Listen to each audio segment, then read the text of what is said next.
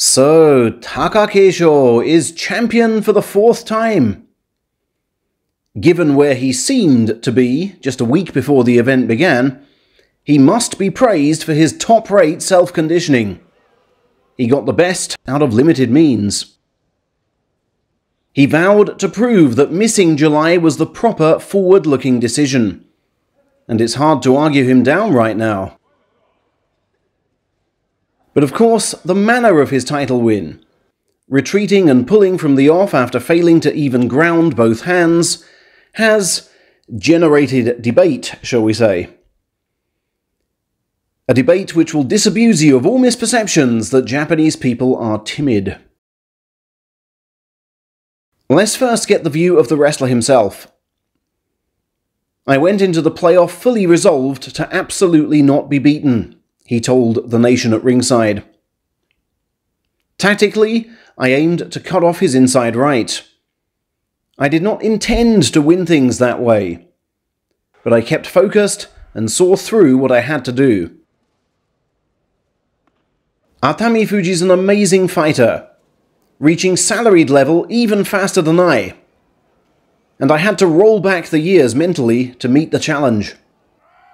He's clearly going to get even better. Fighting Spirit Prize claimant Atami Fuji, who left the ring fighting back tears, told NHK in the aftermath, "Losing our regulation match was tough, but to blow that second chance was mortifying. That said, I've always dreamed of fighting on the stage that the biggest names call their own, so it was great just to be up there.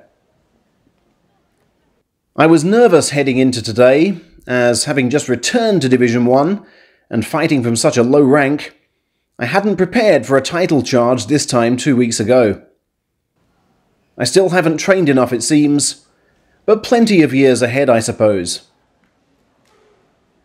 All nice and gentlemanly there, as is the sumo norm. But among Japanese fans there was Twitter carnage, with insults hurled and block buttons pressed. Cries of "Keisho, ground your fists!"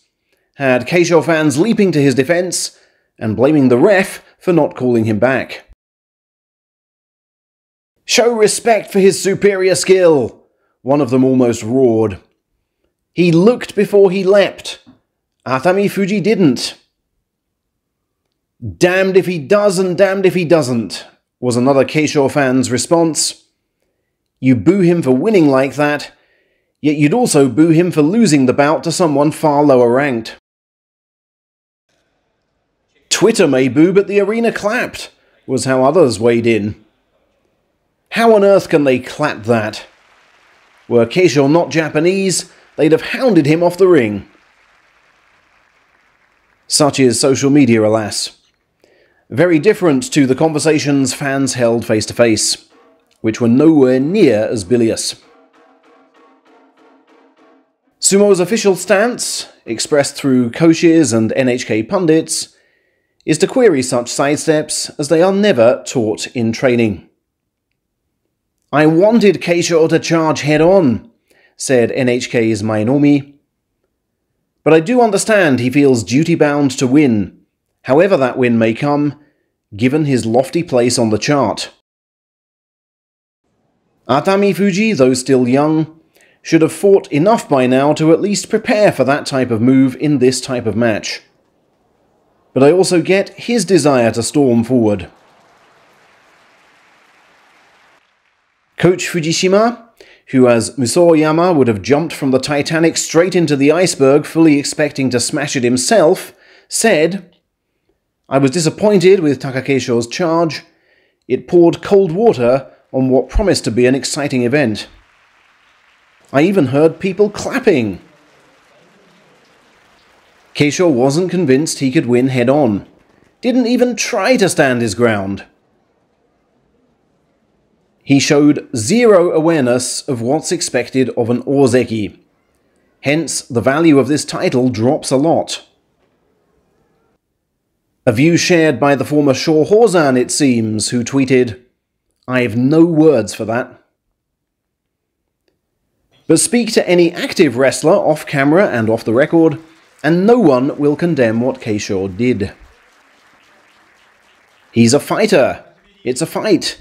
He must select the best route to victory. Results are all that count on the chart, is what several men hinted to me last night. Ex-Yokozuna Asashoryu, who lost a playoff to a Hakuho sidestep just minutes after he'd sidestepped himself, tweeted, "Anything goes in playoffs. A win's a win, for heaven's sake. There's nothing wrong with a sidestep now." But the argument is more elegantly put by Teruno Fuji and his ghostwriter. Of course, he didn't speak out on this, but in his autobiography, he reflects on his roundly jeered sidestep of Kotoshogiku as follows. A sumo wrestler considers all possible moves, then narrows things down to a final choice. My sidestep of Kotoshogiku came from that process, which is far from unique to me. Every wrestler around is fighting his bout with the best strategy for current circumstances. Hence, a running theme of mine is to show respect for every wrestler doing any kind of move.